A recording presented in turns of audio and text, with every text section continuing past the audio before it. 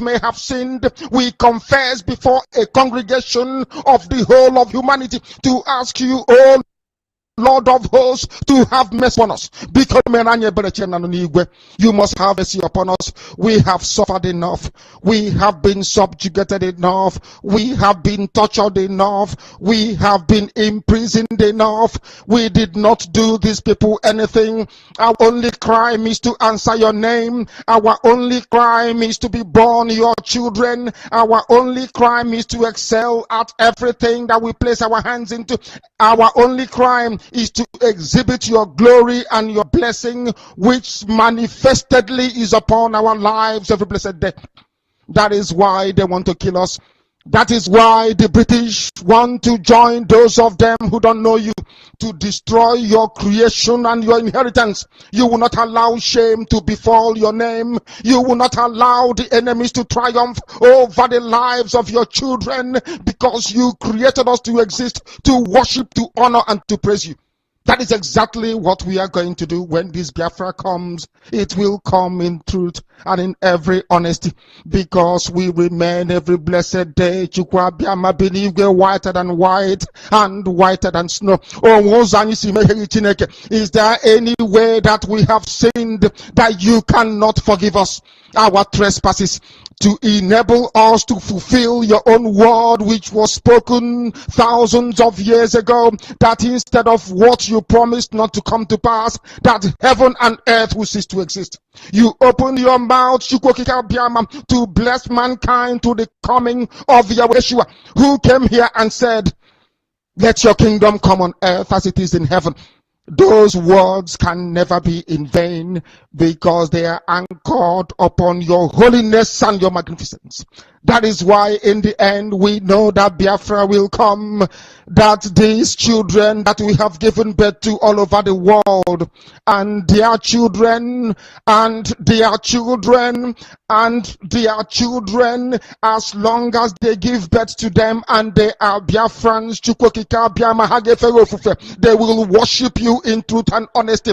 Through this very work we are doing, mankind will come to understand you.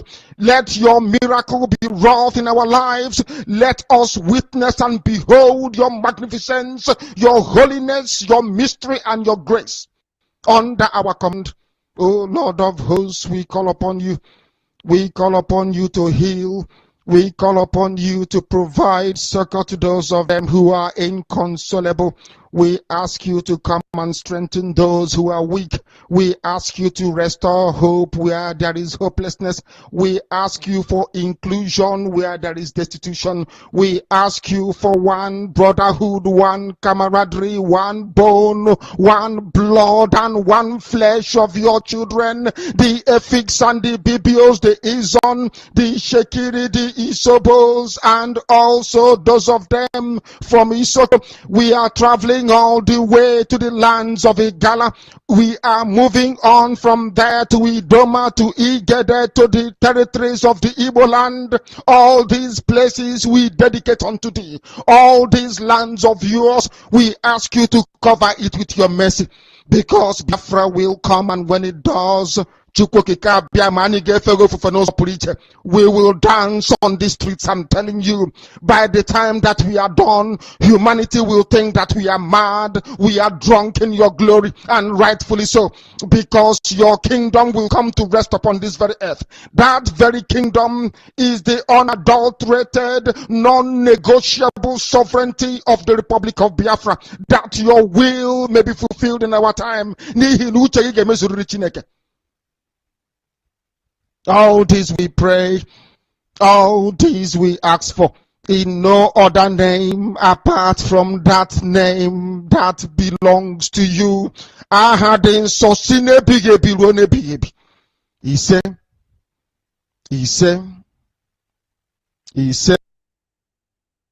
the governor of the state himself obeys the sit at home on Monday. And then the civil servants that work in government house obey the sit at home. And government shut down on Mondays. It means the real governor of Southeast is Simon Ekpa, ruling the Southeast from Finland.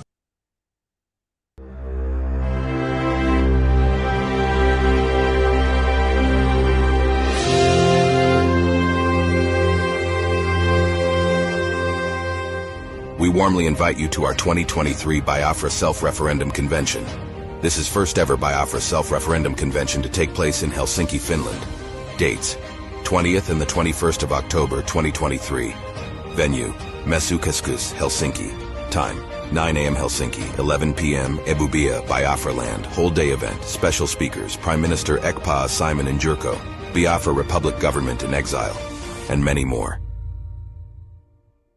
Friends all over the world, let us continue to support Eastern Security Network and BIAFRA Liberation Army. Every day they stand in the gap to defend us and only need our support to do the work they do.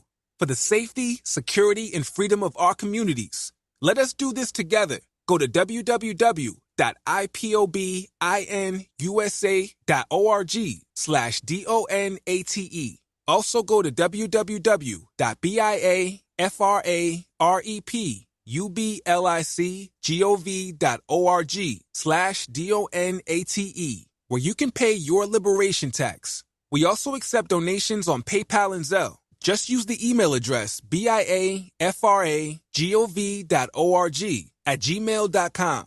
For those in USA, we also accept donations or Cash App at $BIAFRAGOV. Freedom is not free, and together we restore it.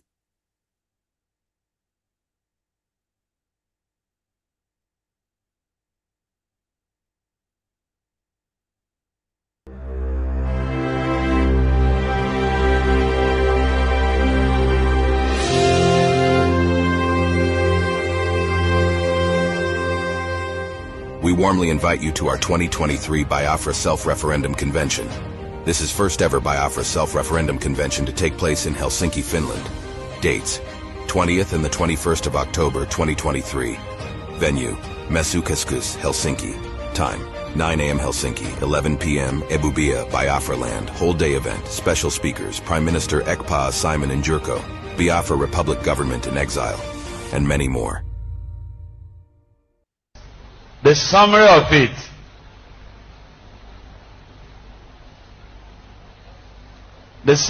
it: is that we cannot run away from this stark reality that Nigeria has to be restructured. Whether it is the restructuring that gives more powers to states or a return to the regional arrangement of the past, or the restructuring that allows parts of the country that want to go and stand as independent nation. Whatever that restructuring means, we must not run away from it.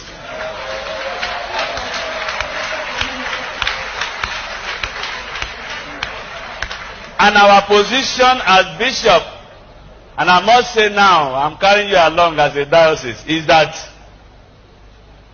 if we continue to pretend that all is well,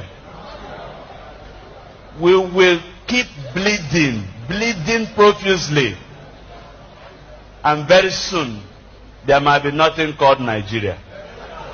Instead of our killing ourselves under the pretext of remaining one indivisible nation. Some people say Nigeria's unity is non-negotiable. I want to say it is negotiable.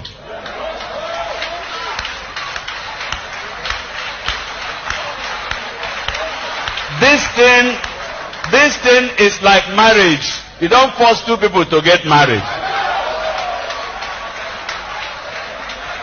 We have been forced into a marriage that is hurting us.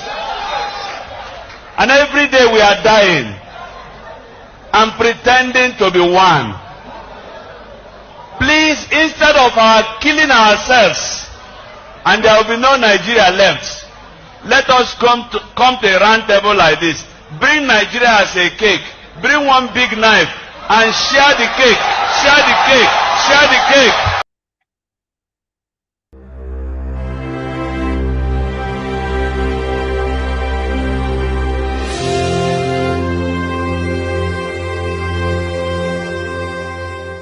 We warmly invite you to our 2023 BIAFRA Self-Referendum Convention.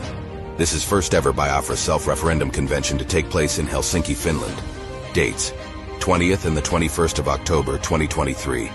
Venue: Messukeskus, Helsinki. Time: 9 a.m. Helsinki, 11 p.m. Ebubia, BIAFRA Land. Whole day event. Special speakers: Prime Minister Ekpa Simon Njurko, BIAFRA Republic Government in Exile, and many more. To also, the criminals call themselves Ohanes and Igbo. The traditional or the political Igbo's who gathers all the time to discuss rubbish. You have become a political stooge, bastardizing our culture. And each time you gather and you discuss nothing about the cultural value of our people and of our nation, only about how to stop Simon Ekpa. The internal conflict you created is ongoing. Don't run away from it. You have all been bragging how you will do this and do that, and we have been trying to avoid the internal conflict you are bringing to us. But I have come to tell you again that we have embraced it. Do not run away from it. I was watching in the mirror yesterday where some of them were making those rubbish. I laugh.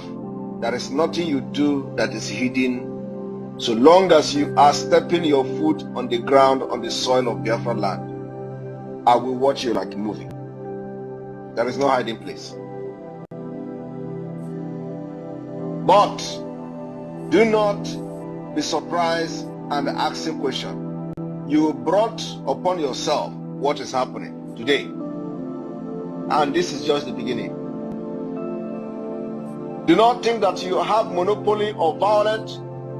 We said it that those people that are bringing the military to burn our villages, kill our women, burn our market, the time, this is your own turn. You are going to witness that thing that you did through the military. Izombe was raised, Ahiototo was raised. This is exactly the way all your homes will be raised. That thing you did to poor Biafra people in the name of politician, in the name of Igwe, Biafra people are going to do it to you. For the past 2 years, you have been burning markets, you have been burning villages, and raising them down.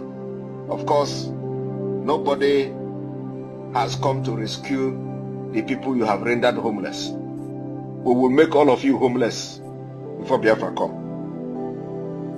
Every one of you will be homeless before Biafra come. Go and market. When we were telling you to stop burning markets, to stop burning villages, you thought we were making mouth.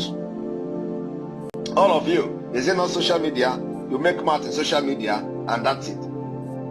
I hope it is still mouth in social media. Oya gwara Marago. I hope it is still mouth on social media. Because you see those flames that you brought upon innocent women and children in Biafra land. We were sharing those things on social media. How you destroyed the means of livelihood of an average person in Imo State. To be precise. Burning markets anyhow. Bringing military to burn. Thinking that by doing that, we are going to abandon Biafra. Today we are stronger than ever. It did not stop us from fighting for Biafra. Rather, you made us more stronger, and you are bringing out the beast in us. So it is time for you to pay for the atrocities you have committed against innocent women, children, and some families, whom you have rendered useless and homeless today. It is time for you to go homeless. All of you will go homeless from A to Z. When it gets to your turn, you collect it and you go to Abuja and stay there. Or you go to Lagos and stay there. Till further notice, you cannot be burning people's villages, homes, and expect to enjoy yourself. It is not possible. The game has changed. In the coming days, the dimension of the Biafra liberation will change, and then we are going to make the announcement that will change the face of this liberation. So in a few days' time, every ear must be open. The liberation of Biafra is going to change. It's going to be very, very dangerous to some, and it is going to be very, very lovely to some. Those who say that they are going to be killing Biafra, is going to be very, very dangerous for them. More dangerous for them. Like they ever, as it has ever been. Those who believe in what we are doing, that we must fight our way through, it will be very, very peaceful and lovely for you. In the coming days, the dimension of the Biafra liberation will change, and then we are going to make the announcement that will change the face of this liberation. So in a few days' time, every ear must be open. The liberation of Biafra is going to change. It's going to be very, very dangerous to some, and it is going to be very, very lovely to some. Those who say that they are going to be killing Biafra, is going to be very, very dangerous for them. More dangerous for them. Like they ever, as it has ever been. Those who believe in what we are doing, that we must fight our way through, it will be very, very peaceful and lovely for you.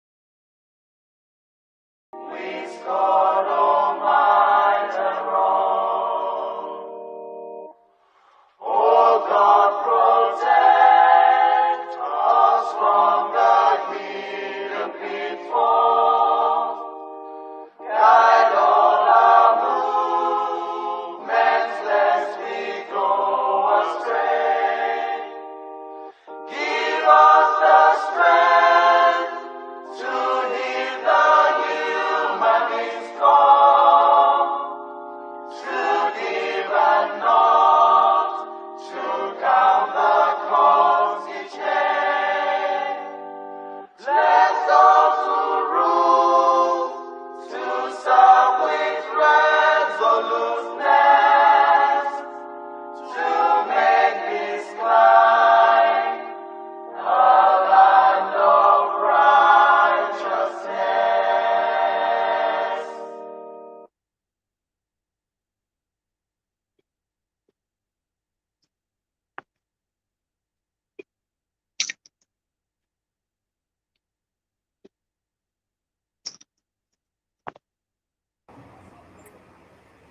Good morning, good evening, good afternoon, good night, some of you, depending on your time zone.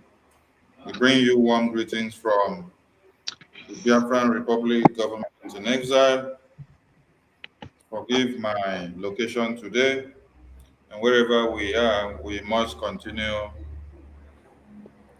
in what we know how to do best. Kudos to the media team, and kudos to the ministers in the studio. Salute you all, Vam Vam Vam, I see you. Ada Biafra, I see you. Chuk Survival, I see you. 247, I see you. And Sonny, I see you. And I see all Biafrans that are making sure the messages goes far and wide. Our message is very clear.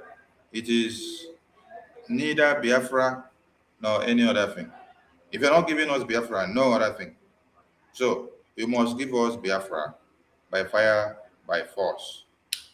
Keep Mazen Nnamdi Kanu for now, and then wait to dance to the tune of the music, because we are coming out with a different dance. Some of you will dance and will not be able to know where you actually emanated from. We salute the formidability and the consistency, tenacity, and the determination and concentration and focus of Mazen Nnamdi Kanu, wherever he is, because he is the reason why all of us still have the courage to speak of freedom. One Nigeria has bastardized what they say freedom, but it is the existence of Mazen Nnamdi Kanu that has made all of us to still remember that we can stand our ground and then talk about freedom. We salute the day you were born, the season, the time, the womb you came out from, and the loins, and also the location that you were born, because you were born for a reason at that very place. And that very reason which you were born of, you are fulfilling it in thousand and million times. We salute you, Mazen Nnamdi Kanu, the Amadike one of Biafra, the supreme leader of the indigenous people of Biafra. To our eternal leader, Dim Odumeku Ojukwu, we salute you.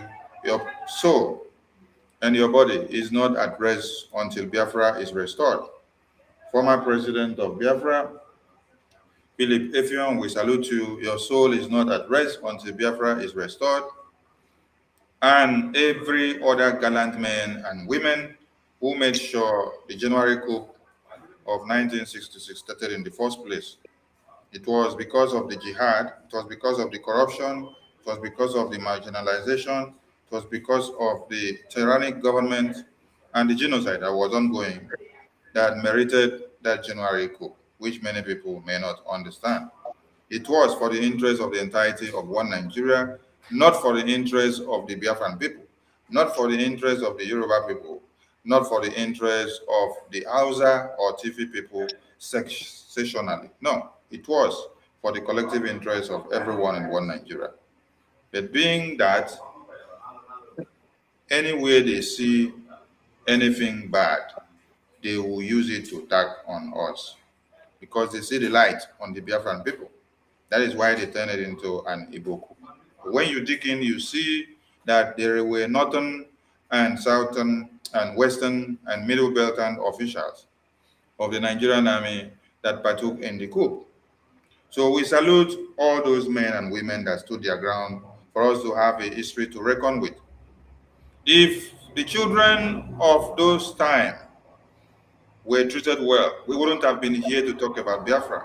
So that is in fulfillment of what Philip Effiong said, that if you don't treat the children of Biafra well, they will come back to haunt you, and this time they will be more monstrous than them that were there as at that time of 66 to 70s. And that we have come, and that we have become the worst beasts and monsters of the time that one Nigeria cannot be able to contend with.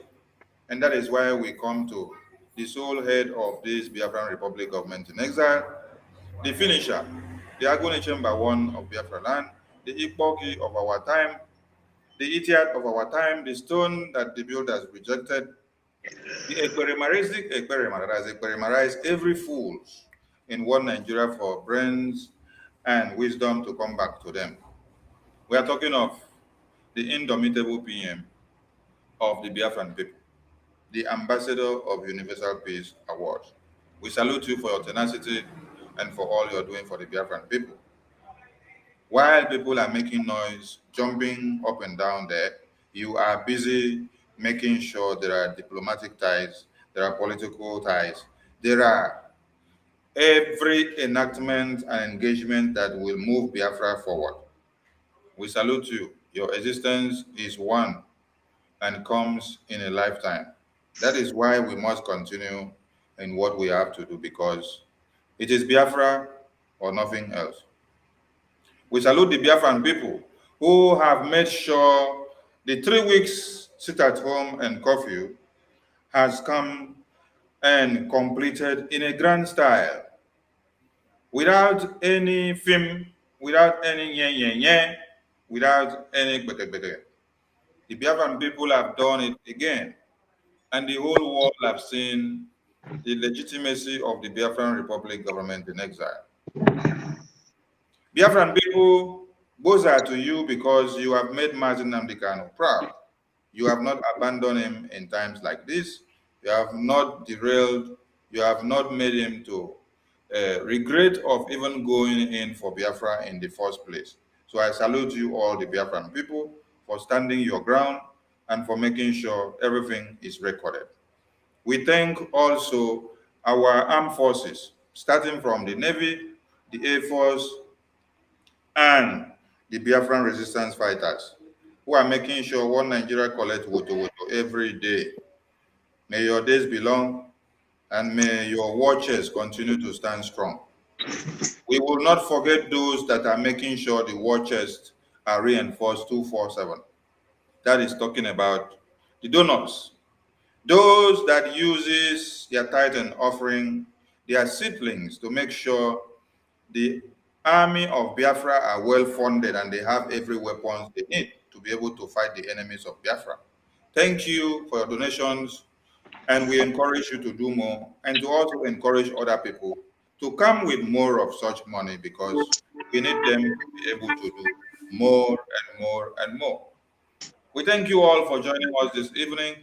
We have come to make sure the Biafran Liberation Mandate is pushed out there to the enemies so that they will understand that we are 1,000 steps forward while they are lacking. And we are not going to stop until Biafra is restored. We salute you all from wherever you're watching. Do us the favor of sharing, hitting the like button, and inviting other people in so that the message can go far and wide. Biafran Republic, peace, unity, progress, and equity. Here we come. Mazichuk Survival, I give you the mic. Make use of 3 minutes to do justice to the house. They will from here. Thank you so much, my minister.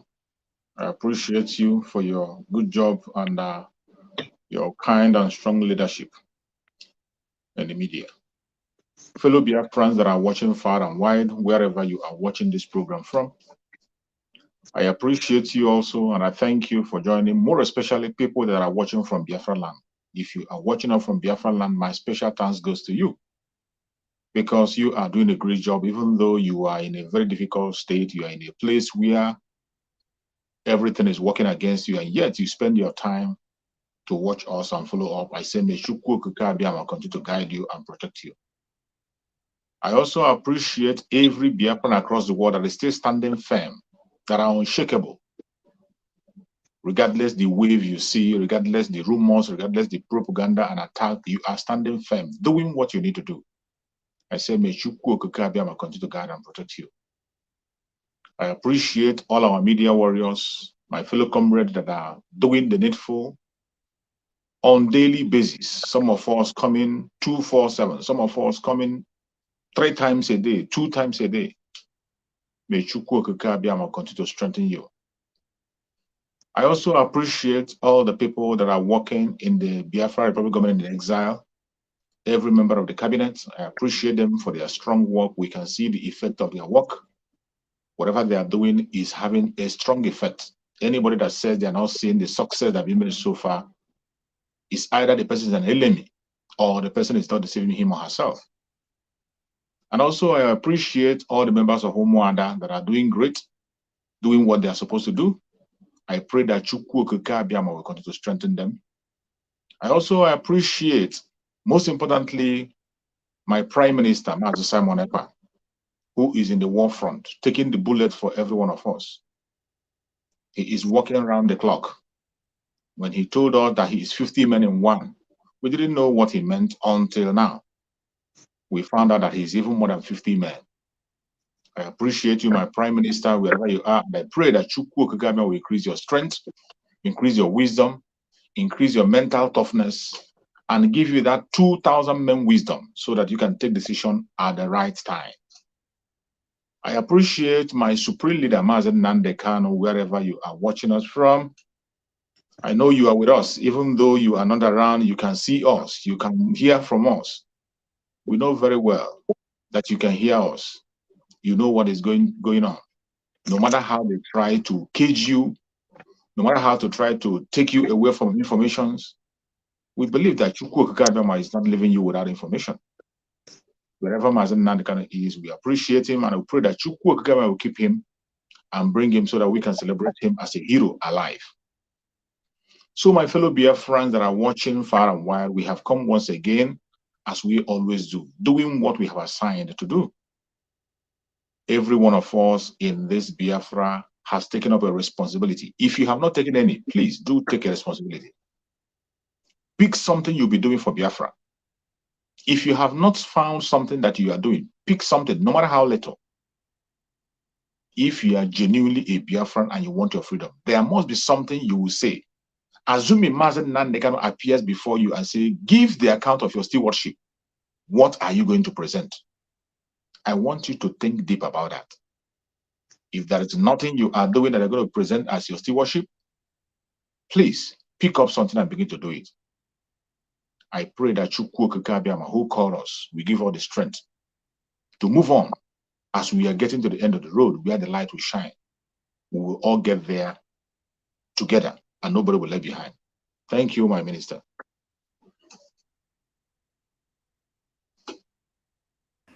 Thank you, my Chineke. Pastor Vam Vam Vam, you have the mic, please. Can you hear me? Loud and clear. All right. Yeah, fellow Biafrans, I want to greet all of you. I want to observe the protocol in the house. Thank you, Minister of Information, Biafra Republic of in Exile. Thank you, my fellow cabinet member, Mazi Ugo, and Biafra 247, and my fellow cabinet member, to Survivor, our mommy in the house, Nwada Biafra. I appreciate you. Thank you for, making this evening. And I want to appreciate Biafrans that are always there, doing the needful and obeying the instruction of our Prime Minister, Odogu Adigo Kogade. And Biafrans, you can see that Odogu Adigo Kogade, even the zoo, they can confirm Odogu Adigo Kogade. If anybody told them that this dragon have the potential of pulling down a whole zoo kingdom, Father, Makita, when we told them, don't get me half Vunanya, they thought we were joking, but it's happening today. So I want to tell you all, be resolute, be steadfast, remain focused. Our Prime Minister, he knows the way. He will lead us to Biafra. Mazen Nnamdi Kanu have put his confidence in this man. And he told us that it is forbidden to ever distract him. It is forbidden. And so if you know and you love and you trust Mazen Nnamdi Kanu, the only way you can show it is to obey every instruction coming from this government. Because this government that is formed by our Prime Minister is the instruction that came from Mazen Nnamdi Kanu. We have all seen all the messages, everything. So he is an obedient disciple. And if you want to get to this Canaan land that we are all looking for, follow him who know road. I am double tasking here. I don't know. Sometimes English as I'm going to listen. Honestly, I am doing double things as I'm talking to you right now. I'm in a meeting and at the same time, and I'm in this particular broadcast. You won't believe it, but that's what we do for Biafra. My brethren, let us move. Let us follow the road that leads to Biafra, which our Prime Minister actually knows the way. Do not allow anything distract you, especially at this time. Because our Prime Minister told us at the time, he said, any one of you that have found yourself where you are right now in this government, count yourself lucky, count yourself blessed. If you are in this movement now and you are on the right side, you are not among the Nzama, you are not among the fallen demons, you are not among the accountabilities, you are not among the Indofen Kupu, the Ukumango. If you are among the children of heaven, that's why the public government in exile. Count yourself blessed. You are going to rejoice. Thank you very much. We'll move.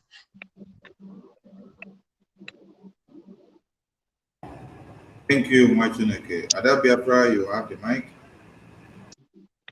Thank you, my information minister. Good evening, all my colleagues in the house. I thank you all for being present. You are all wonderful people, individually and collectively. I thank all the Biafrans all over the world, especially those in the zoo, still in the zoo. But very soon we will get our nation. I thank those of you who are doing the sit at home. You people have been wonderful and very resilient. It is because of you that the world will know that your sit at home represents our referendum on one hand, and on the other hand, that you people want your leader, Mazi Nnamdi Kanu, to be released. I thank you so much. I thank the Omwadas, especially the defense minister, Mrs. Azoka. I thank all the Omwadas. Thank especially Meji Buago, our prime minister, the best organizer I have seen in this dispensation. He knows how to organize things. I thank him. Special thanks goes to him. Well, my people, you see, we are here every other 2 days in a week to speak to you people. Do not relent. We are all here together. Biafra is something that touches and concerns us. We can never go back. This is our religion. We should all evangelize together. It is our religion. We have crossed the Rubicon so many miles away. There is no going back for us. I thank my group. They are wonderful men and women. Sometimes you will see them at night, in the afternoon, in the morning broadcasting, especially Mr. Chuk Survival. He is very, very hardworking. So my people, I appreciate all of you. We learn from each other, but we should work together. They say Biafra government in exile, peace, love, unity, and equity. We should remain focused. Thank you so much. Thank you. They will. Magic 247. When you come back from the other room, you let us know. And we must continue.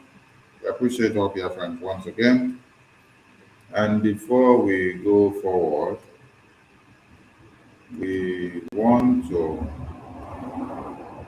start something from here. We want to start something from here.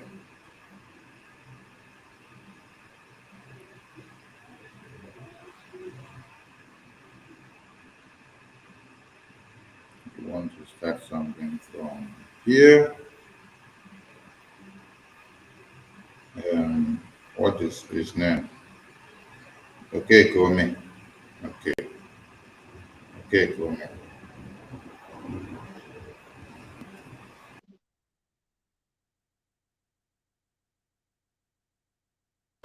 more they attack me, the stronger I become.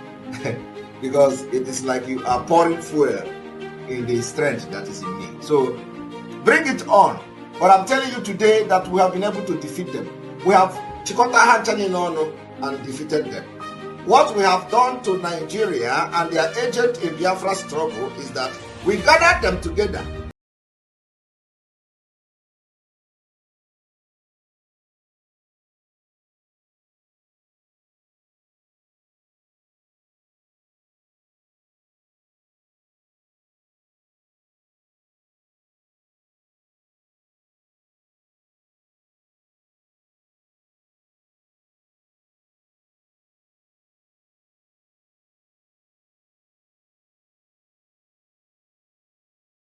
Welcome back. We just want to remind Biafrans something before we go forward. You see, when you look at the legal team of Mazen Namdekano, and then you look at this man that they call a erudite, Jose Kome or Kokome. Where is your face on the screen? Your face don't disappear. Okay. All right.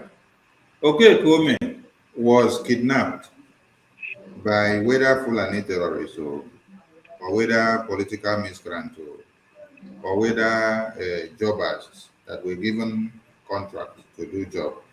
We don't know who kidnapped him and what he was kidnapped for.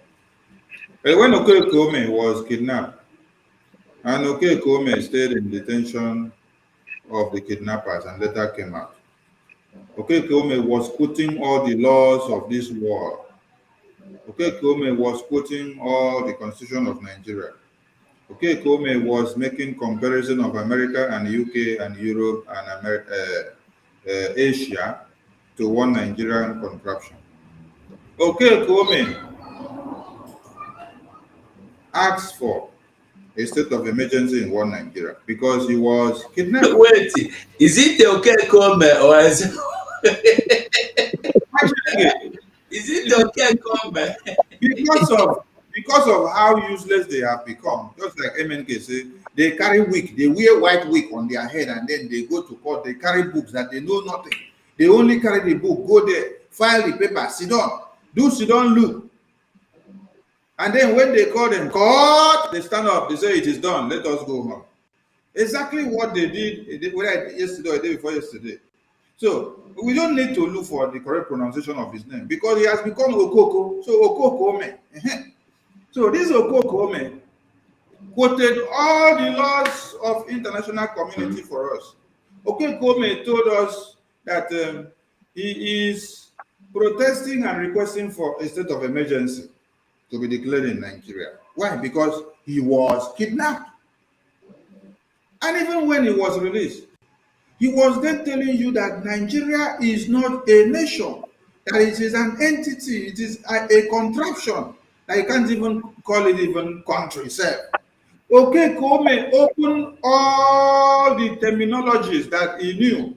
He opened the Oxford Dictionary, he opened the one of Pennsylvania, he opened all the encyclopedia. Okekome read everything in this world to convince everybody on the media to understand that he was kidnapped and that he is out and that they should make sure justice played. Then they had to go and look for the Anti-Torture Act of 2017, which implies that if you have any conspiracy thought,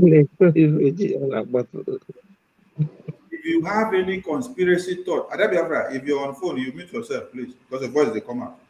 Okay, sorry. If you have any conspiracy thought, or you even sit on the year where they plan, say they want to go kidnap person, or you even stand, they look, you see where they kidnap person, you know, come talk. Or you even saw when they blindfolded Mazen Namdekano, you know, come talk. The Anti-Torture Act of Nigeria say, then if you still come be part and parcel of it, you'll be part of the people who go do the kidnapping, the torture, that you will face 20-year terms and above. So on that precedence, and their judiciary ruled that Okekome has to flog his kidnappers with 20 years jail term. Today, the table has turned round that Okekome has to be the one to come and defend Mazi Nnamdi Kanu for being kidnapped by one Nigerian terrorist government. Okekome got to court. Okekome, instead of saying they should declare that same state of emergency, which he said they should declare in his own time, he is now telling us that we should come and make peace with one Nigeria. Okekome is now coming to read Bible, to preach that there is unity and that we should unite. Okekome don't remember everything that he said before when it concerns his own life. So, as a true survival, I will carry mic. Do justice to Okekome. Thank you so much, my Minister of Information. See, the case of this man, Michael Okekome, is really a pitiable one. And it's that when you see this kind of people fall and disgrace themselves, you pity Nigeria. It is because of this situation that we must get out of the zoo. Because for you to function in Nigeria, you must first of all take away your brain, remove your brain and throw it to the dustbin. That is the only way to operate in Nigeria. You cannot operate in Nigeria as an intelligent person. That is why you will see a professor rigging election for somebody who did not have common entrance, did not pass common entrance exam. You will see a professor rigging election for somebody who is certificateless to serve under the very person. That is what Nigeria has made everybody to be. And when you see the action of this man, the way he spoke, when I was listening to him, the only thing I picked up from that, the information he was trying to give is a one-line information that you can just say it in one line and let people go. But he ended up wasting people's time for a very long time. Spend almost 10 minutes or 15 minutes talking rubbish. And when I looked at it, I thank Chukwu Okemena. First of all, he took responsibility for everything he said there and said it is his own word, that he doesn't have anything to do with Mazi Nnamdi Kanu. And he admitted that Mazi Nnamdi Kanu will be angry with that very nonsense he was doing. Because he said that even if Mazi Nnamdi Kanu gets angry, that he is doing it on his behalf. To show you that they know what they are doing. This man came out, somebody who is defending the indigenous people of Biafra. You said you are defending Mazi Nnamdi Kanu. And you know what Mazi Nnamdi Kanu is fighting for? You know the reason why Mazi Nnamdi Kanu have lost his two parents? Because of Biafra. He has lost everything he has, including his career and his life on the line. And all of a sudden, you came out and you said that you are now telling us that Mazi Nnamdi Kanu has to hands off the struggle as a condition to release him. You are forcing Mazi Nnamdi Kanu to hands off the struggle. And even you are coming out now to speak on behalf of Mazi Nnamdi Kanu that he has hands off the struggle for his release. But I thank you, Okemena, that you said that whatever you say there is your own responsibility, not Mazi Nnamdi Kanu that sent you. It is your own word. Every Biafran, you know, for a very long time, these people have been pinpointed, and our Prime Minister have said that these people are bought over. They are not working for Mazi Nnamdi Kanu. But some of us didn't believe. That's why I say in every information I call from Prime Minister, what you have to do is to just be patient a little bit. When you see a position being made by a Prime Minister, be patient a little bit. You are going to see it very, very clear in your own eyes. Today, do you still have any doubt that these people were working for the government? Is there any doubt that they are working for government? And when you check them from their ERAT to their Department of Saboteur and their government, you see the way they are moving. Those ones who are in the Department of Saboteur, you see them, some of them are resigning, joining the Nigerian government. Some of them are going for sabbatical leave. Some of them are busy preaching one thing or the other. And when you come to the lawyer side, the lawyers are telling you to join Nigerian government. Can you now see the demarcation? That all this while we have been on our own, fighting for the freedom of Mazi Nnamdi Kanu, while they themselves we are fighting to merge Mazi Nnamdi Kanu with the Zululand Republic. That was why it got to a stage when they began to preach a propaganda. They were telling us that it is Mazen Nandekano versus Mazen Simon Ekpa. And some of you are surprised. How do you mean? They come to them, they use their media to preach that propaganda. They say Mazen Nandekano versus Mazen Simon Ekpa. They started it by bringing out a letter. That Mazen Nandekano wrote a letter and said, stop sit at home. That Mazen Simon Ekpa is disobeying Mazen Nandekano. That Mazen Nandekano is not part of anything Mazen Simon Ekpa say. Anytime they come online, they say Mazen Nandekano said, Mazen Nandekano said, Mazen Nandekano said. They try to push Mazen Nandekano against Mazen Simon Ekpa. They try to confuse the Biafran people so that we think that Mazen Simon Ekpa and Mazen Nandekano are on loggerheads. But they didn't succeed because we were focused. We saw it coming. When that propaganda was being cooked, we saw it coming. We were focused. And we continue to hammer that the original IPOB of Mazen Nandekano remains alive. And Mazen Simon Ekpa is in charge. Every single thing that Mazen Simon Ekpa is doing today are all the planned things, the things that Mazen Nandekano would have done, even more if he's with us. Even more. Every single thing he's implementing today. These are things that Mazen Nandekano had drawn down, but there was nobody around him. No single person around him, not even one person. Mazen Nandekano have been alone for more than a decade, fighting for Biafra. And I applaud him. When you see the kind of people that Mazen Nandekano managed up to this stage, if you see the kind of people Mazen Nandekano managed, you'll be wondering, how did Mazen Nandekano manage to control this kind of human beings for more than a decade? But I thank Chukwu Okeke. Chukwu Okeke used them when it was necessary to make them, to bring the name of Biafra up. They shouted with their blackmail and whatever they did. Biafra was going up until when they got to the stage of restoration that we are today. In this restoration stage, there is nothing any man can do. The right person has come on board. And the only thing you can do today is to obey simple instruction and focus. Today, we don't need to tell you who to listen to. We don't need to tell you, oh, don't listen to lawyers, don't expect lawyers. We have been saying it from the beginning.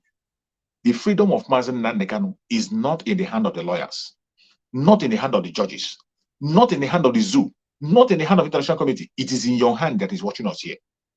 Every one of us, Biafran, the indigenous people of Biafra, the freedom of Mazen Nandekano is in your hand. That is why you must obey every single instruction that is being passed by our Prime Minister. If you do not obey instruction, you are not doing yourself any good. But if you obey every single instruction, it will be as easy as ABC. When it comes to leadership, they say that Biafran don't have a leader. But let me tell you, we are the greatest people who are lucky about leadership. When it comes to leader, we are very, very lucky to get good leaders. Look at Mazen Nandekano, unbribable. Against all odds, they have done everything they can. They couldn't break him down. Look at Mazen Simon Ekpa. How many people will stand what Mazen Simon Ekpa have stood for more than 2 years now? Do you know that there were some people who came to this IPOB genuinely to support Mazen Nandekano, but they ran away because of this pressure that you see Mazen Simon Ekpa facing now? There has been numerous people that came sincerely with their hearts to join Mazen Nandekano for the liberation. Educated people, talented people, wealthy people. But these idiot criminals, they blackmailed them. The blackmail was so much that they ran away. Some of them even at a stage, they began to fight that thing they came to protect. They began to fight it because they couldn't stand the blackmail that was brought against them. Genuine people. If not that our Prime Minister himself was ordained for this mission, he knows what he was called for. Just check, more than 2 years. They recruited 500,000 ERATs. Every platform was about him. As if the ERATs are not enough, the Nigerian government, it got a time when the whole politicians became social media warriors. Every politician go to their platform, they are talking about Mazen Simon Ekpa. Nigerian government joined. The Senate joined. And he stood his ground. They went to the extent of even issuing a bounty on his head. It was so terrible. And he stood the ground until today. Look at today. Today, finally, every one of them is falling out. They are falling out like smoke. They are just disappearing like smoke. Some of them that we used to talk together. Some of them we used to broadcast the way I'm broadcasting here now. Some of them were part of us in the media. All of a sudden, they woke up and they say they didn't see what they saw again. Today, they have now come back and realized, oh, we made mistake. But they don't have the boldness to apologize openly. That is the danger of lying, the danger of committing unnecessary crimes, doing things you are not sure of, out of greed, envy, and jealousy. My fellow Biafrans that are watching, wherever you are watching this program from, we have only one commander now. There's only one command that you must follow. The Biafra Republic Government in Exile knows the road. There is no doubt about that. You know, during the time of Mazen Nandegan, the only question we used to hear in those days was, show us your roadmap. That question was asked almost every place you speak. You will see people come, show us your roadmap. Show us your roadmap. Today, are they asking that question? They don't ask that question. The person in charge today knows the road. And he will tell you what he wants to do, when he wants to do it, and how he's going to do it. He has told us several times the way we're going to get Biafra. That Biafra is being fought in three phases. It's being fought politically, it's being fought diplomatically, it's being fought in armed struggle. And you see everything he's telling you about, you will see them practically, you will see them happening. Whatever contribution you make today in this very struggle, you don't need to say you want to investigate, you see the effect of your contributions on daily basis. Nothing is hidden. Sometimes even people see that as a fault in our Prime Minister, that he doesn't hide anything. Some people see that as a fault, that he doesn't hide any plan. He will come and tell you what he will do, and he will go ahead and do it. Every Biafran that is watching this program, wherever you are watching us from, I urge you to please and please pick up a responsibility. We are in a very tough time now. There's no more time. We are in a very critical time, a time that your contribution is highly needed. It is now very clear that we are on our own. The freedom of Mazen Nanegano is in our hands. We have no other person anywhere. We have been saying it a long time, that the lawyers are on their own. They are not with Mazen Nanegano, but people don't believe it. But finally, they have come to make a statement. And you see that statement, he wrote it, that statement, he wrote it from home. He wrote a full scarf of preaching, General Overseer. It was all about preaching, reading Bible from A to Z. After reading Bible, and he told us to go and join Nigeria. That he is fighting for his own Nigeria. There's no other nation like Nigeria. This is kind of confused people you see in that Zoological Republic. Confused people. They will say something today, tomorrow they are saying a different thing. They will say something today too. And when you look at them, it is always about their own selfish interests. It is about them. Every single one of them in the zoo, it is about them. That statement you saw him making, it's about him. The excuse is given, it is about him.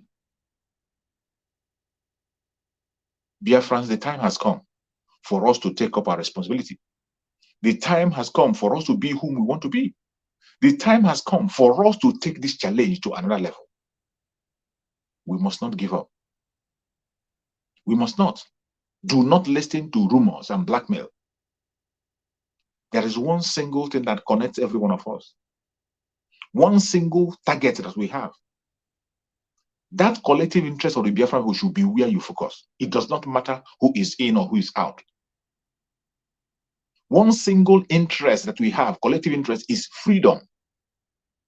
Any of your brother or your sister that is pursuing that freedom, support him or her with all your strength, as long as that person is genuine. In this era, we are no longer seeking for the way forward.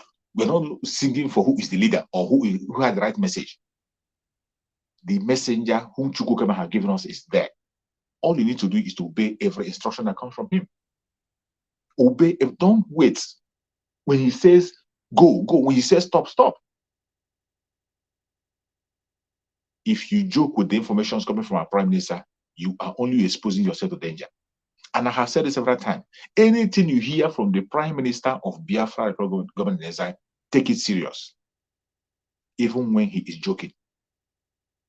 Even when he is laughing.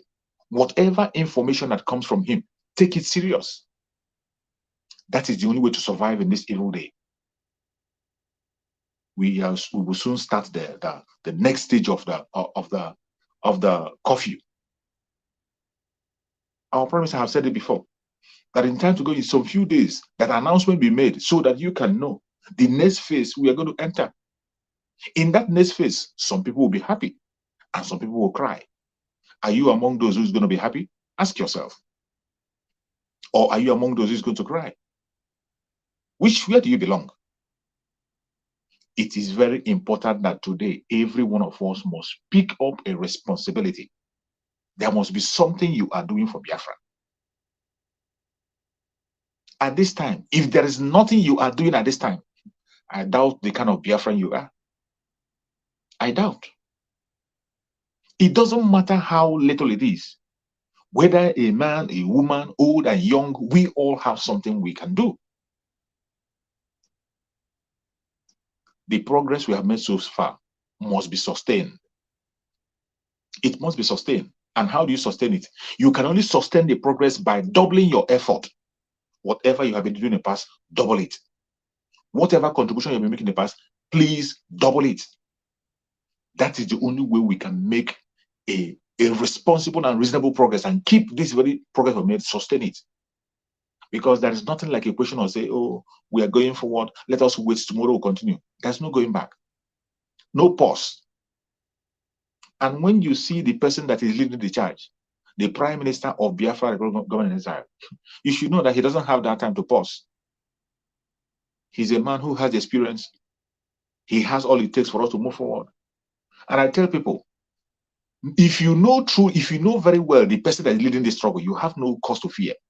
You have no reason to fear. You have no reason to fear. One of the things they do to Biafrans is to make you feel as if you are committing a crime. When you are fighting for your own right, they make you feel you are committing a crime.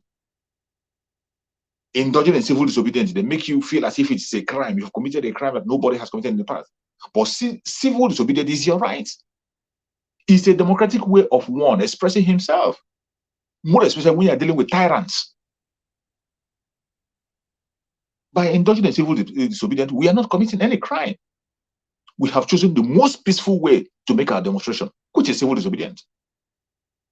And when we engage them with the Liberation Army, that is self-defense. Self-defense is the right of the Biafran people. It is the right of every human being living on the planet Earth. Animals defend themselves, plants defend themselves. How much more a human being? Every single thing we are doing today is in line. Is in line. We are dealing with somebody who has the experience. Our Prime Minister has experience in international law. He has a military experience. He's a politician. So what else? How on earth do you think he can make mistake? How on earth do you think he can be wrong? And Chukwu Okikabe appointed him on the assignment. He answered the call and he's doing what he's supposed to do. Every one of us, I beg you in the name of Chukwu Okikabe, if you sincerely want freedom, truly want freedom, today, know that obedience is better than sacrifice. The highest gift you can give today is obedience to instructions. More especially our brothers and sisters in Biafra land. When you hear any information from the Biafra Republic of Israel, obey it. When you hear sit at home, I beg you in the name of Chukwu, sit at home. We are not pleased at the death of anybody. We are not pleased that the Zoological Republic will use anybody for experiment. We don't want that. We have lost a lot of people. A lot of Biafrans have been lost, and we can't continue on that path. That is why you see us coming online on a daily basis, shouting, educating you, and telling you things that will happen when it has not happened, to make sure that the collateral damage is reduced, if possible, to zero. But you have to play your own role. You have to support us. Every one of us, if you're abroad, you reach out to your family back home and let them know what is happening. Your families back home, you tell them, let them know what is happening. Tell them and encourage them to obey instructions. It is to keep them safe. It is for their own good. It is not meant to intimidate them or to showcase muscle or to prove that we know better than them. No. I pray that Chukwu Okikabe will give us that grace, that wisdom to continue to do the needful until the right time comes when we are going to celebrate in Biafra land. Every one of us that is watching this program, wherever you are watching this program from, I urge you in the name of Chukwu Kabiama to tighten up your belt. Tighten up your belt. Freedom doesn't come cheap. Remember, Mazen Nandekan has never promised us an easy ride. Never. He told us that it's going to be tough.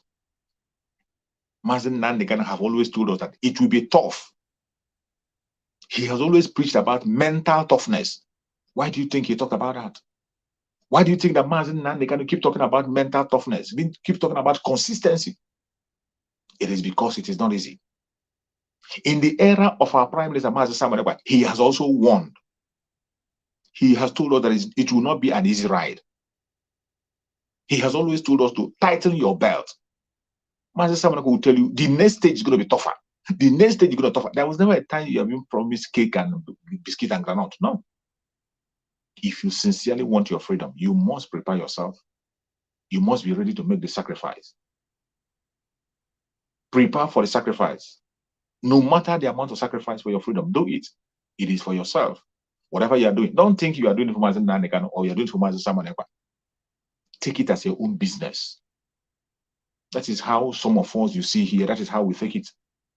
Those of us you see, we take Biafra issue as our personal business. That is why we invest our time, we invest our money, we invest everything in us. We invest we risk our own life in it.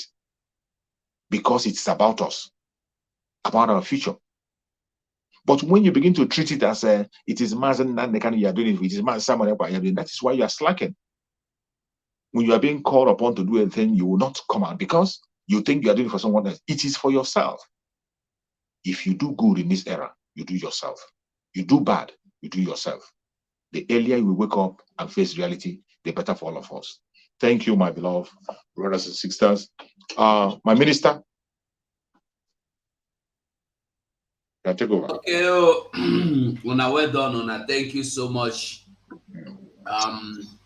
Una, sorry, say I come late. Effin, I greet you. How you doing? All Biafrans, I give you a shout out. We win. We win and we win. And we go there always the win, they go. At Wale, now we the win. And we go the win, they go. I greet you, my honorable ministers in the house. Thank you for being there when you are needed. Only God will reward every one of you, including me. I follow. Yes, sir. So thank you. At that Biafra, it be like say code done the catch now for that Eliza compound. Well, not day. Now so it be now well done. So Biafrans, I greet you now.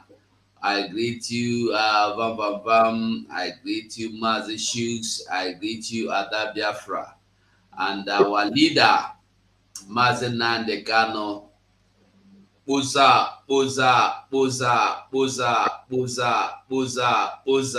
Only you.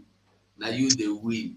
If it no be you, therefore don't take us. Now by now, so they hear the news. They kidnapped 20 girls yesterday. They kidnapped 10 girls there. They kidnapped 50 men. They buy those ones. Now sorry for the beef for our land, but because you took it upon yourself and they stood kidigbam, nothing that happened. They move, you say you no go move. They push, you say you no go push. And you are paid the price continuously. You pay the price again and again and again. So we love you, Mazen Nandekan. Anywhere you are, we still love you and we will always love you. Yes. So our Prime Minister, Mazi Simon Ekpa, I greet you as well. And I greet you for being there. If not you as well, their original plan was to silence everybody. But thank God for bringing you, and you came in and you answered the call when you were called. And every member of the cabinet, I thank you all. I love you all. And I encourage everyone to stay to remain steadfast. And all the sabos, all the blackmailers, all the saboteurs, I give una to too, because you go saboteur, sabotage, saboteur, sabotage, sabotage. You go sabotage, you go sabotage, you go saboteur, saboteur, sabotage. Only you. Sete, you no go see wetin you go sabotage again. You no go see wetin you go sabotage. You no go fit sabotage. You no go fit sabotage. Nothing. So continue anywhere you are, continue. But if your mind tell you say wetin you dey do dey good, continue. But if you tell you say e no dey good, my brother, repent. Because ụtalị a na-awụzie n'azụ isi na ọkwa Chukwu na-awụ ụrọ mmadụ na-awụ, ọ na-awụ ụtalị n'azụ isi steadily. So I must say thank you all, Biafrans, anywhere you are watching from. Thank you. One love. So Mazi Sonny just called me now. He said he has some little technical issue. He can't even come back here again. So we will do our best and we'll go round up. Today I don't know how far away una don go. I beg make una no vex, but this erudite lawyer and Okokome,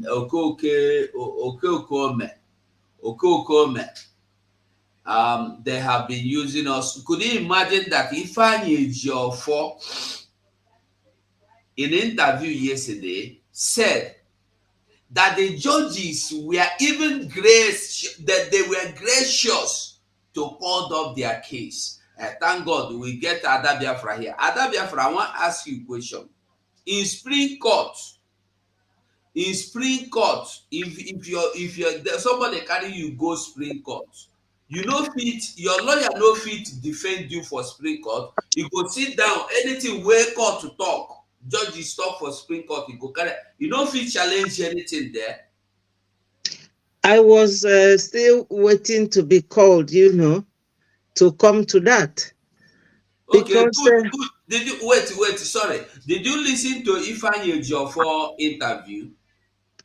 That man, he makes me nauseate. I don't like listening to him. I don't like. I didn't listen to him. The yesterday own, particularly the yesterday own. Did you listen to it? No.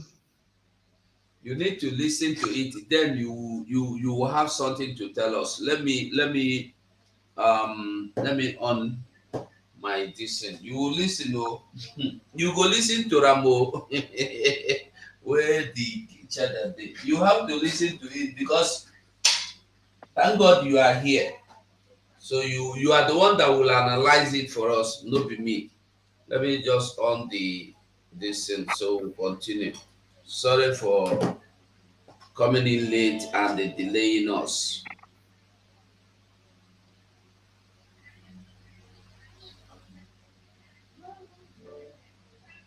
All right,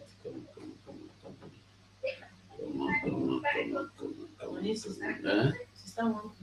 Hey, I go call and let her beg you on it.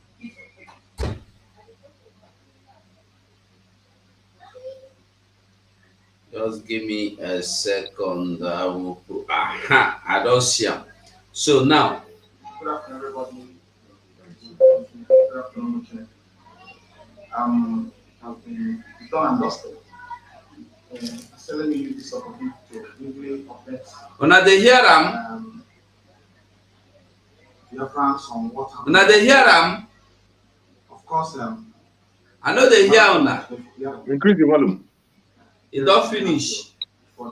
Okay, let's manage it then. So as you are, we will have two appeals before the Supreme Court. Appeal number 1361. That's the main appeal filed by the federal government. And the appeal number 1394. That is the appeal filed to challenge the order granted by the Court of Appeal, staying in the execution of judgment of the court, same court delivered on the 13th of October 2022. So, and however, today the both appeals came up for hearing. And first of all, the court had the main appeal, which is an appeal number 1361, then which deals with appeal filed by the federal government challenging the judgment of the Court of Appeal. And of course, you are aware with cross appeal, same part of judgment, some part of judgment, sections of the judgment that has to do with status of IGBO. So that's was what they refer to cross appeal, which we did in respect of appeal. So today, the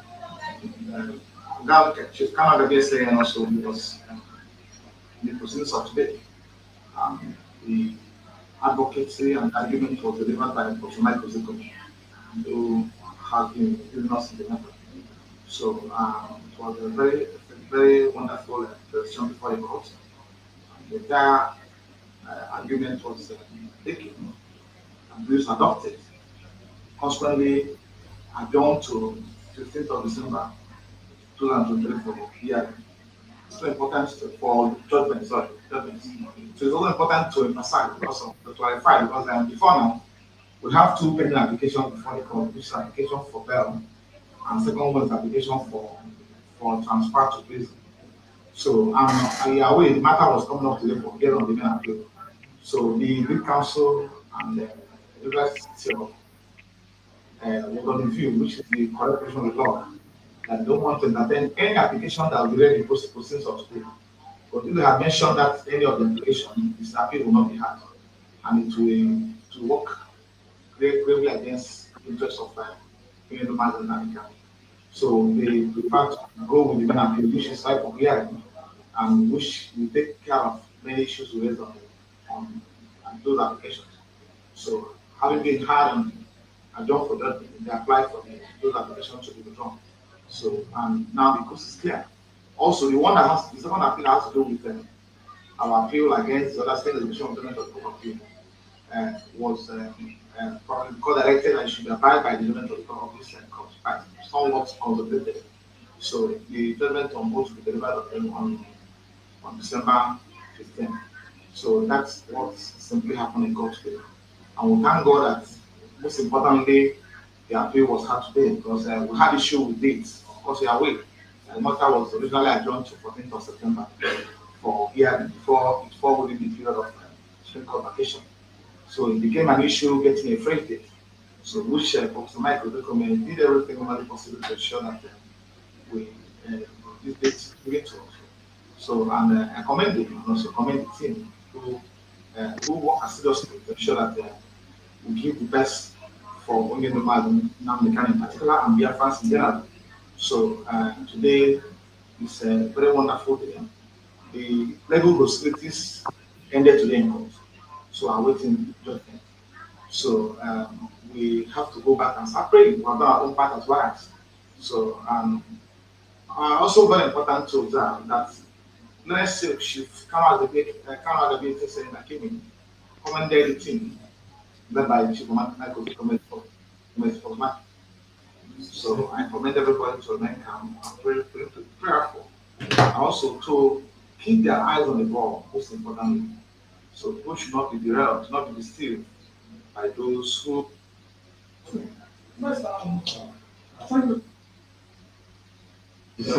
nations.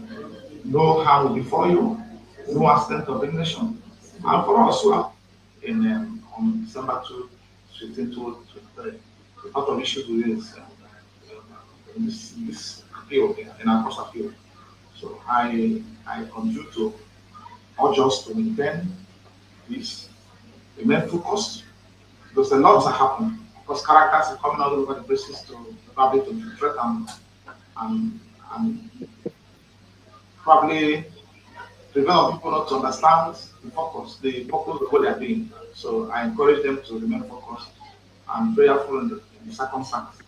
We have between now and December 15 to get judgment. And I can assure you that justice will be served on this case. On this case, come 15th of December 2023. Thank you so much for coming. My prayers for those that traveled away from East and all over the places to be part of this proceedings of today, that God will grant you all journeys back to the destinations. No harm will befall you, no accident of the nation. And for us who are also moving around, okay, day and night, God will continue to be the speak of this is this contract community. God shall continue to guide us and direct our path. So that's the most important thing. And I believe in justice and we'll get it. Thank you and God bless. Bless you for being part of this proceeding and for coming. Thank you. Thank you, Lord Justice. Yes, thank you very much for work well done. All of us will solve everything by ourselves. Master, today court case has been fought very hard to make sure by your team to make sure this marginal legal case is started today. Master, what was your expectation? And the date is the final judgment December 15. Are you okay with that? The most important thing is that we have to, in Supreme Court, as a matter of fact, they don't usually give dates.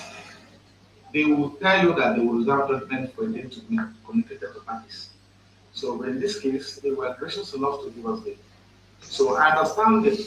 Okay, now the first question they asked him, are you okay with the Supreme Court decision of December 15th? And he replied, did you hear him? You heard him? No, I didn't get it. Please help me with. Okay. Because you are closing. He replied to them that it's okay, that the Supreme Court even did well. In fact, that they don't usually give dates, that they are even gracious enough to answer them and they call their case up. That means that the case, the Supreme Court, this is supposed to happen, I think, in September last month, and they postponed it because they said they were going on holidays. So now it was called up today, and the Disabifan Ejiofor is now telling the journalists that they should be content, he is happy. He is so much happy that the judges are even gracious. This is how he said it, that the judges are even gracious to have called up their case today. This is the first question. You want me to go on, or you want to say anything on this? No, thank you. Let me just say what I feel about this whole thing. We all know that Ejiofor is he's toying about with our Onyendu. And they don't go work for him. He is toying about with Onyendu. The QC, Mr. Ezekome, he was trained by a very well-renowned judge in Nigeria called Mr. Ganifa Wemi. And Ganifa Wemi is a judge that everybody in Nigeria respects. So when I saw that Mr. Ezekome came into our Onyendu's legal team, I was very happy. And, with time, I started noticing some changes in him, especially when Onyendu was having a hearing. He went to America. And I was wondering, who is going to be the lead counsel during our Onyendu's hearing? That was when I lost hope in that very man. First of all, our Onyendu was discharged by High Court. And by the way our Onyendu was renditioned, the High Court made a decision that there is no court in Nigeria that has jurisdiction over Onyendu's case. And they awarded him 500 million compensation.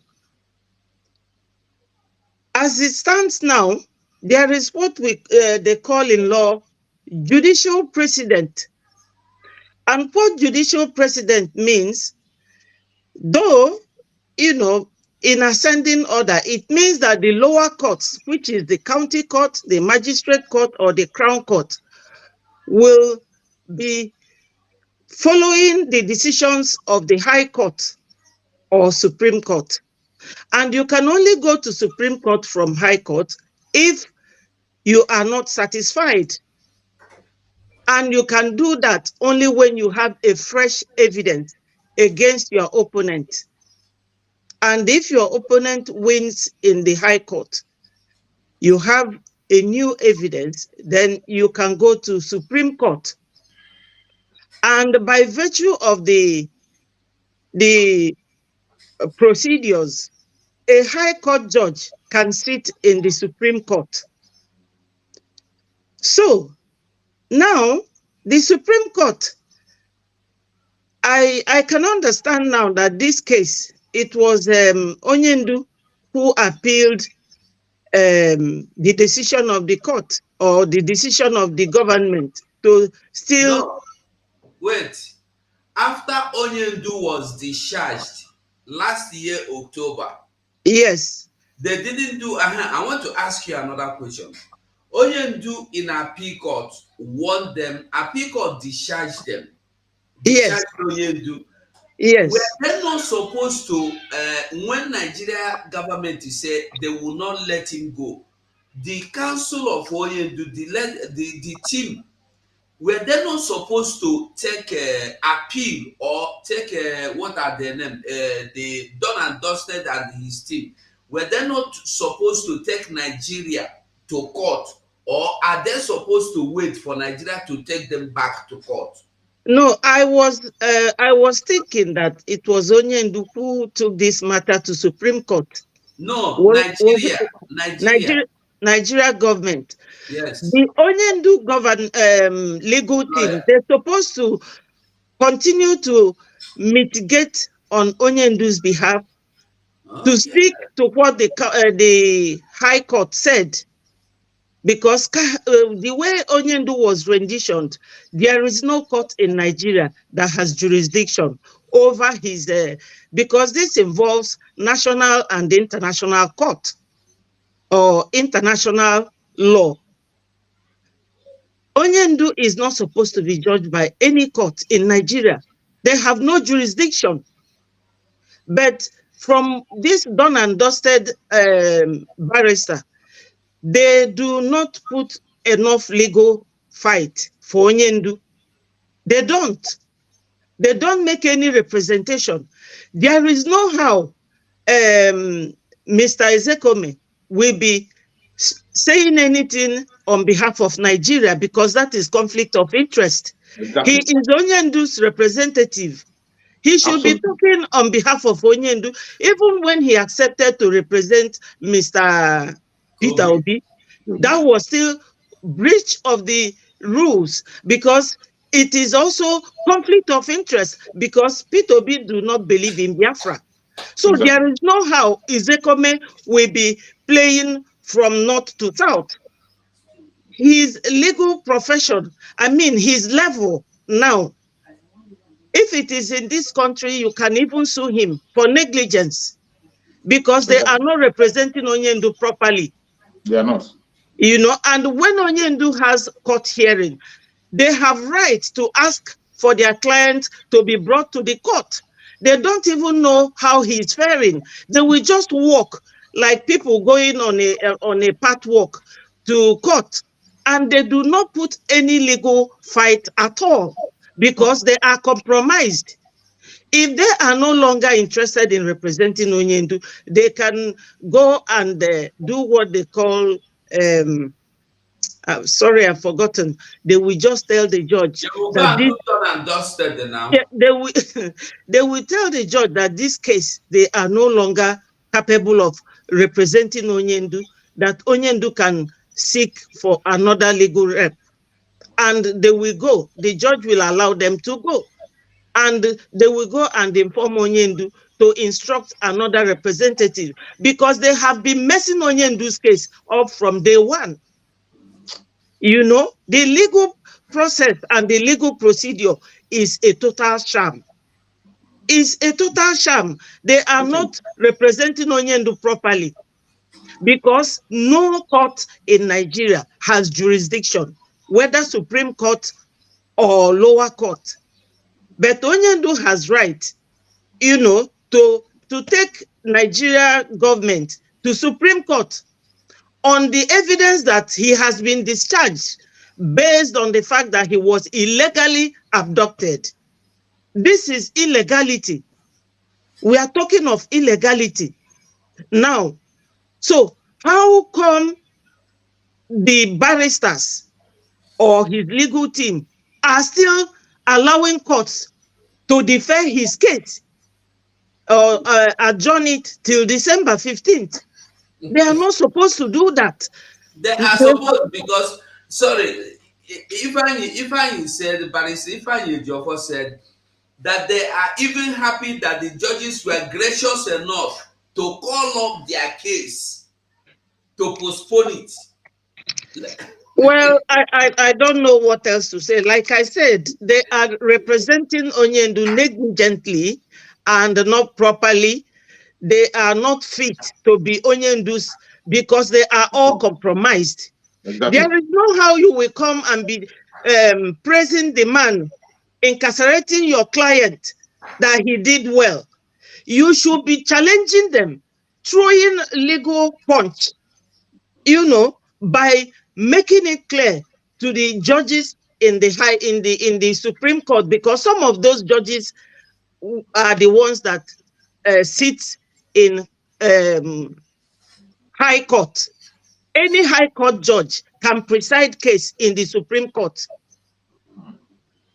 Thank God you are the one. Thank God, because all these things you are saying, I know, say, common sense go tell you this. I've been asking, why wouldn't Ifeanyi Ejiofor, Michael Okoko, and the rest of them take Nigeria to court for not allowing their client to go? Yes. Yes. What I expected yesterday or 2 days ago, you know, was for them, especially I don't know whether he's barrister Ezekome or QC Ezekome. Can you imagine his level? A QC representing somebody, and you cannot defend your client properly. Wait, it's a very big shame. Don't run fast. Don't run fast. Something that entered what you are saying now is coming.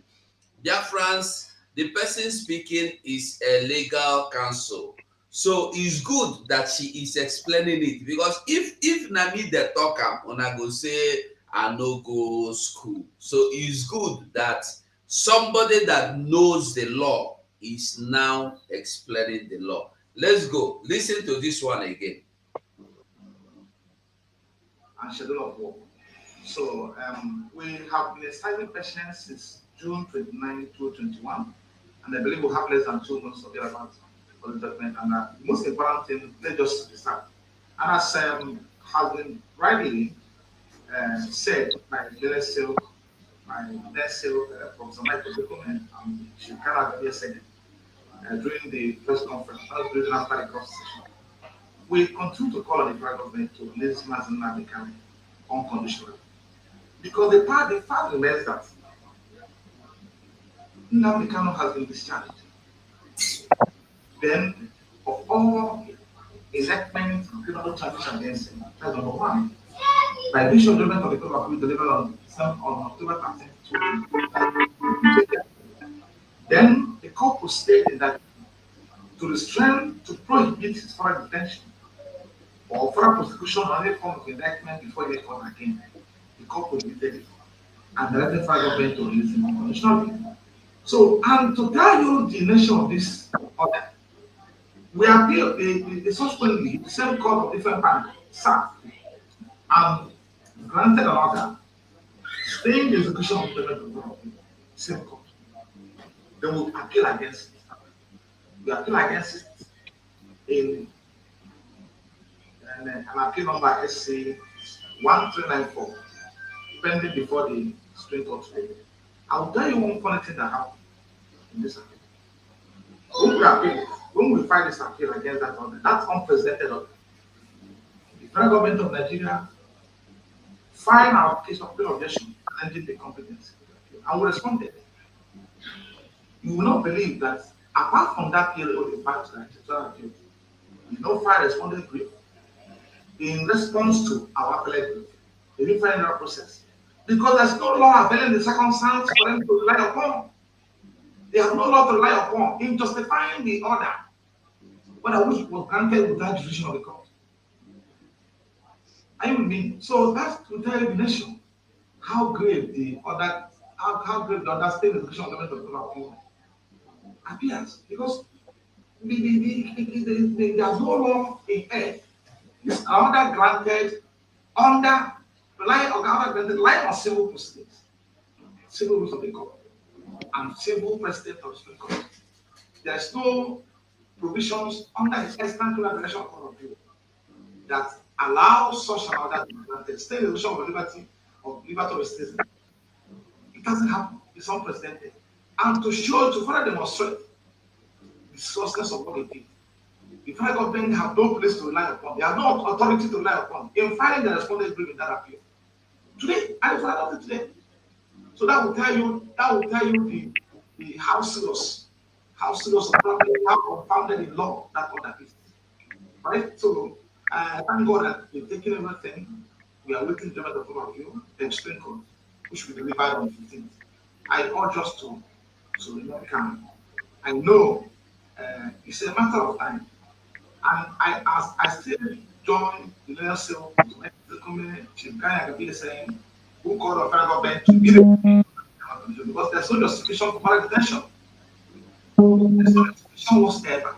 If there's any justification for detaining him in breach or in violation of the Judgment of Court of Appeal delivered on 13th October 2022, they will have stated it in their responded to the file challenge against that order. No justification whatsoever. So detention today remains illegal, unconstitutional, and a broad violation of the stamp laws and also the other orders. Right? So we call upon government to do the needful by releasing him unconditionally and allowing him to go. Thank you. Even before government is delivered on 15th of September, they have the liberty, they have the time to release him and ask him to go in compliance with the Judgment of Court. Thank you. Thank you, Pastor. Another question is this. I discovered that in the court, both parties did not argue over the case. Was it that it was predetermined, or because both parties just agreed? I was expecting my executive to argue to, reduce or bring back the date because of the condition of the. This is Supreme Court. Now, the question is this. The journalist asked the Dun and Dusted. I was surprised that in the court, nobody, both the Nigeria and the Mazen and the Ghana councils, nobody challenged or argued or say anything. Was it predetermined or was it agreement before the court? Because as the judges were reading out their decision, you were nodding your head. Nigerian lawyers were nodding their head. So let us hear what Ifeanyi Ejiofor replied.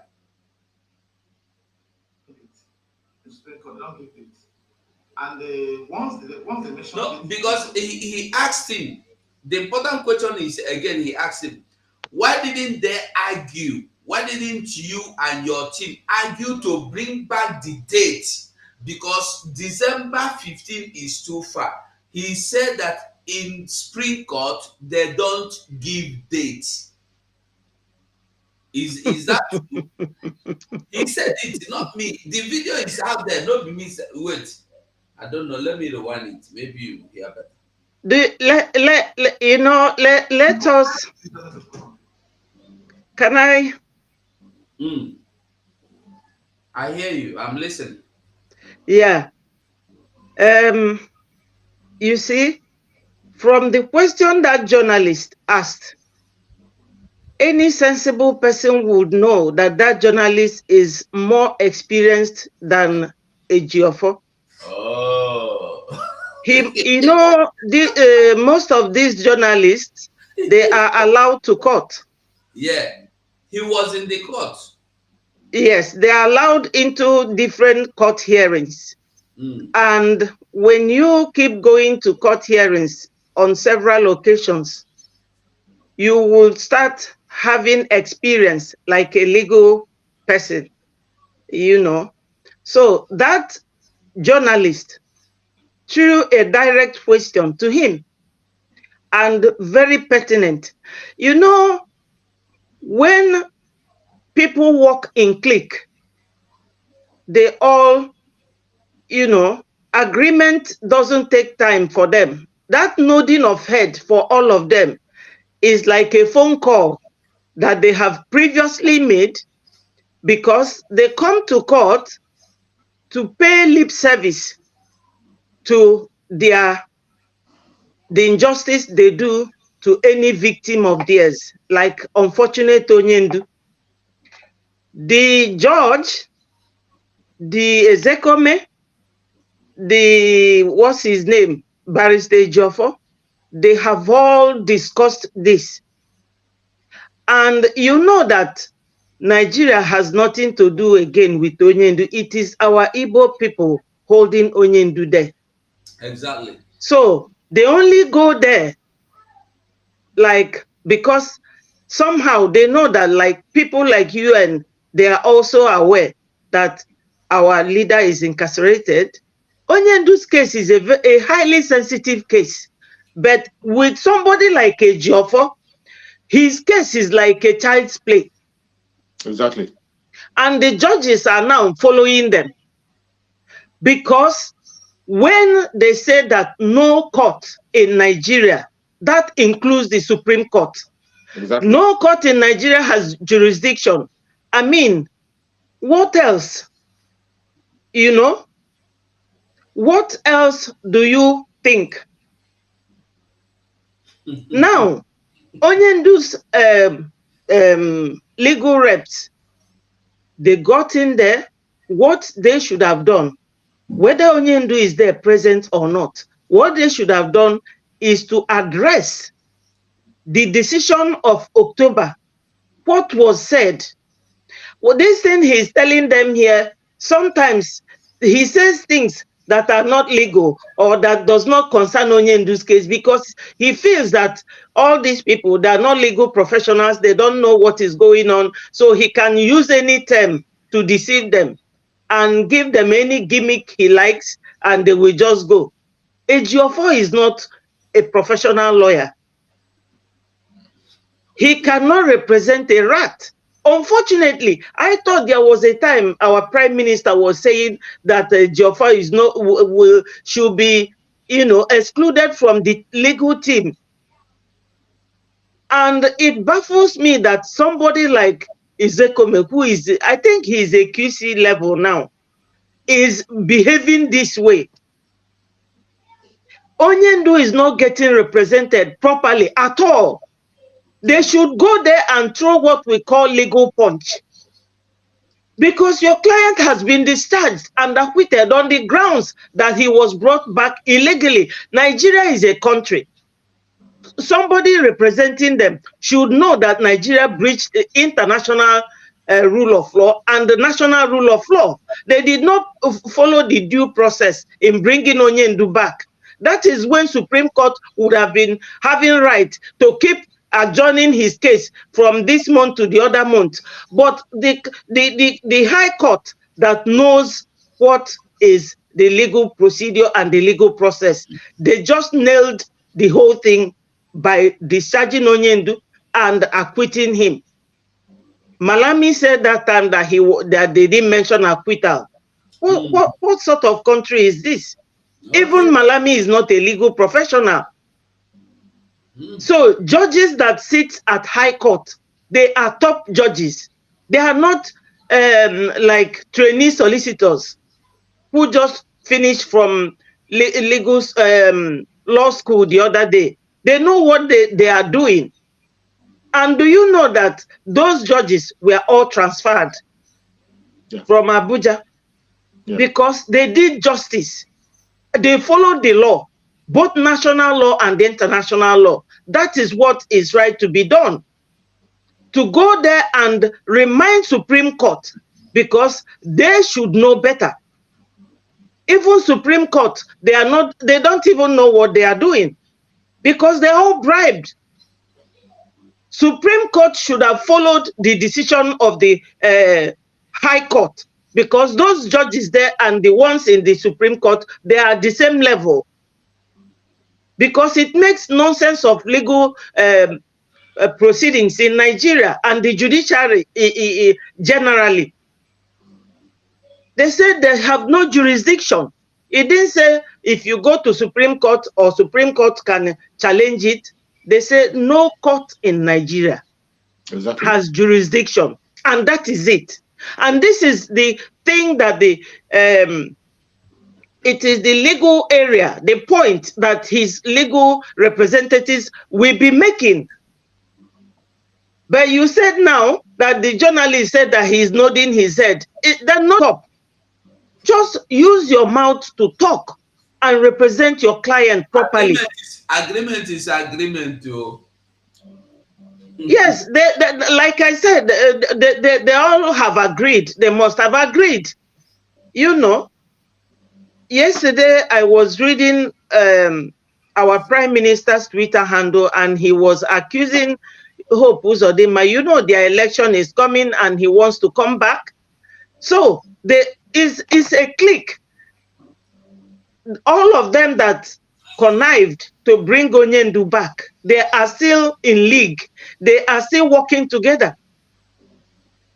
They are still working together because Onyendu has nothing to do with Nigeria anymore. They should have left him to go. And that's what the court says. And this is what they should be stressing on. They cannot be transferring Onyendu because this is not like a hearing anymore. This is a man that has been discharged and he's now illegally detained. And this is the new evidence that they would have used to go to Supreme Court. As I said before, that if you follow what they call judicial precedent, a court being bound by the decision of the other court, they will just go there and say that our client has been detained illegally after being discharged by the High Court. And High Court said that no court in Nigeria has jurisdiction. I don't think that in a sane country, any Supreme Court will go ahead to decide that case because the case is finished. It's finished. And this man has been detained illegally. Onyendu has right to sue Nigerian government for illegal detention from that October 2022 till now. And he's not well. His lawyers did not seize this opportunity to ask the court that they should make a decree or a law that, you know, an order that Onyendu should be taken to hospital on grounds of ill health. So he will come out and be telling you it's done and dusted. What has been done and what is dusted? You know, the man, I don't understand him. He is very incompetent. Honestly, he is very, very incompetent. And that's why that journalist was asking him, why were you nodding your head? And he will come and tell you that the Supreme Court, that they did very well. Did well in what? Your client is not well, very, very sick. Your client has been discharged and acquitted on grounds of the way he was abducted illegally, detained for 2 years and 4 months now. And you are telling us it's done and dusted. What has been done? Absolutely nothing. You know? So I don't understand. I'm so disappointed in Ezekome's position in this whole case. I'm so disappointed. Even a student in this country, maybe they call them trainee solicitors, can represent Onyendu. I'm telling you, and represent him very well. Even me, myself, me. So Onyendu is just at the mercy of his enemies. Exactly. Yes, he's at the mercy of his enemies. This is when you tell people this in this country, they will just they won't say a word because they wouldn't want to abuse your country in your presence, because by paper most of us we are still Nigerians, but you know, by way of our struggle we are Biafrans because we still have that green passport. And if you go there, you will see your name in their list. You know, those people, I don't know if our prime minister has power to discharge this legal team and get new lawyers for Onyendu. That is You know, even if it is his family or his wife or anybody can discharge them on behalf of Onyendu, or go there and tell Onyendu, because Onyendu has no case again to answer. I don't know why they adjourned it till December. And that will show you that is not how court makes decision. If they make decision and they tell you, oh, maybe next week or in 2 weeks' time, you will get our decision, but they adjourned it all the way till December. Yeah. Maybe December now, they will tell you March 2014. Thunder go fire. That will show you that this is a deliberate, it's a very deliberate act. Deliberate and very deceitful. Very unprofessional and very incompetent lawyers, unfortunately. So, my brother, do you have any other question for us to discuss? I think you have trashed all that Ejiofor were able to give, or he has been giving people with Mike as the comment, because all their lives, you see, all these their lives and lies and lies. That's what they have been giving people. And as for me, I've never believed them before. Please, my brothers, permit me to say something. You know, with due respect to Onyendu's family, Onyendu is from their family, but he is our leader. No, I'm just... His family, they don't have any respect. Yeah, I'm just trying to suggest something. Okay, I'm listening. We need to be serious about this. His legal team, they are not doing very well, especially for the fact that Onyendu is very sick now. They don't even address that issue at all. They don't. It's not their problem now. That one is not their business. Yes. So why don't Biafrans do away with this legal team? Mazi Chuks, can you help, please? Okay, Chuks. You see, on that very, what you are saying is that is a call that the Prime Minister have made that call very long time ago. The Prime Minister made that call and he gave that directive that the family, I think the family are the ones that has the right to remove those legal whatever and replace them. And at a point in time, I think they issued a statement about didn't know how far they went to it, or maybe, you know, the issue is that Onyendu is surrounded by a bunch of enemies, right, left, and center. There's no any place he can lay his hand, or there's nobody standing for him. He's just on his own.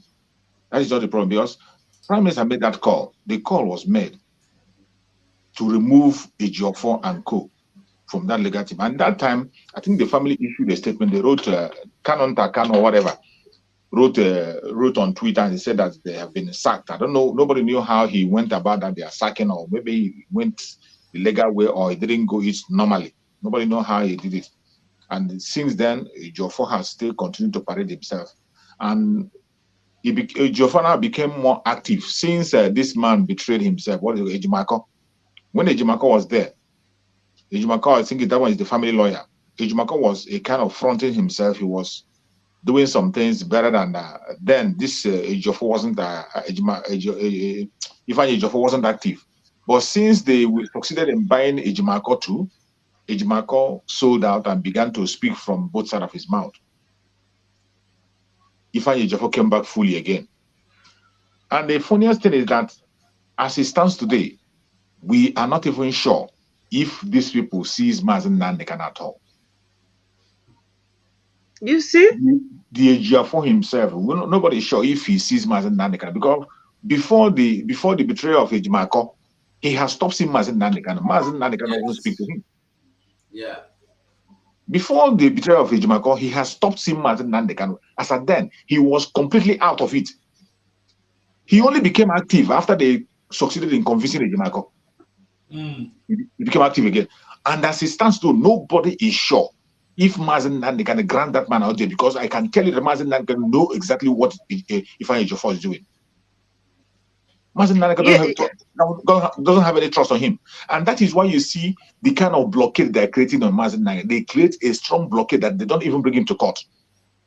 Yes, this is my wonder. It is the lawyers that is Awonyendu still alive? That is my wonder. No, because when you have a client, what you do is that your client, a day to the hearing, you go and have a conference with your client. Awonyendu is alive, very much alive. The problem is that this done and dusted with his group, they don't see Awonyendu. After that court of they block everybody, every genuine person that will go there, they block the person. They have never seen Awonyendu. The only person that sees Awonyendu was Aloy.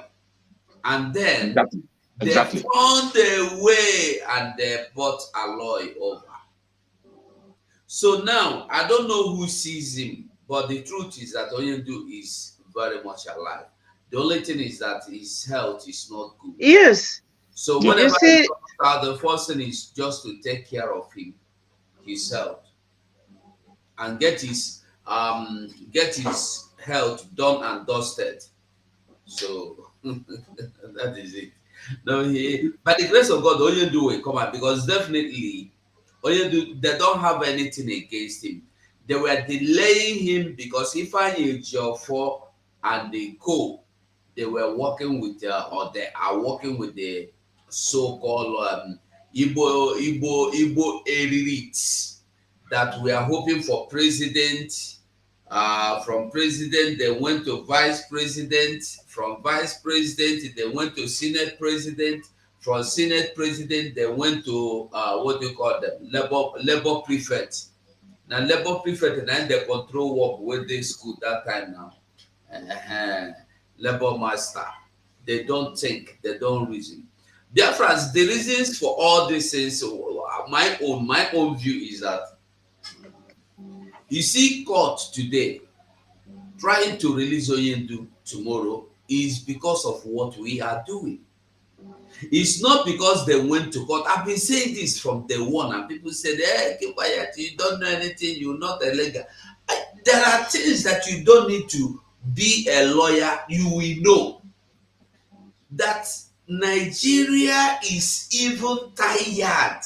That Ohaneze, Wanyamu and Co, they are tired because this is not what they originally planned. The original plan was to take Awonyendu, everybody will go house. They said, "Now strike the sheep, the shepherd, the sheep will scatter." So this thing now is the original plan. They never knew that Simon Ekpa was somewhere unprepared, but more than prepared. So when Simon Ekpa came out, they thought it's something you would threaten, he would disappear. But they were surprised that Simon Ekpa took it and said, I don't sit down, I am fully seated, done and dusted, I am sitting down. I'm not getting off from this. You know, recently I noticed Ejiofor stomach like a woman pregnant for triplets.